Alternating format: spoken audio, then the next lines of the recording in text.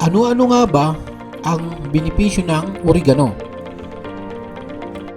Bago ko sabihin ang mga yon, huwag kalimutan mag-subscribe at pindutin ang notification bell para updated kayo sa susunod ng mga uploads. Ang halaman na ito ay may taglay na carbohydrates, proteins, phenol, tannins, flavonoids, saponins, at glycosides. Ang mga sumusunod ay ilan lamang sa mga karamdaman o sakit na maaaring magamot ng dahon ng oregano. Hika. Ang pinaglagahan ng dahon ng oregano ay mabisa para sa hika. Inumin ito 2 o 3 beses isang araw.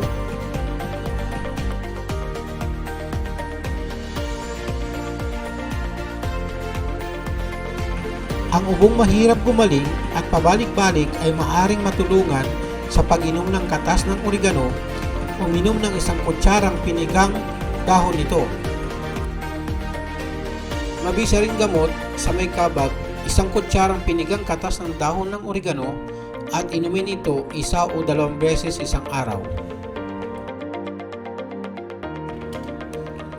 Pwede rin magamot ang sore throat, ang pananakit ng lalamunan.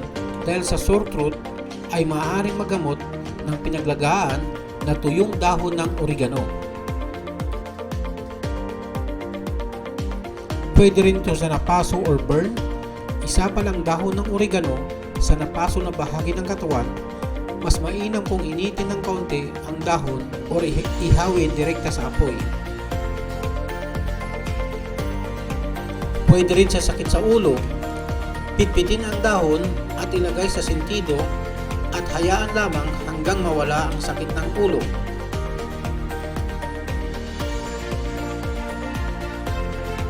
Ito pa yung ibang mga benefits ng oregano. Sana nakatulong ang impormasyong ito tungkol sa halamang oregano. At kapag hindi pa po kayo nakapag-subscribe, please click the subscribe button at notification bell para updated kayo sa susunod kong upload.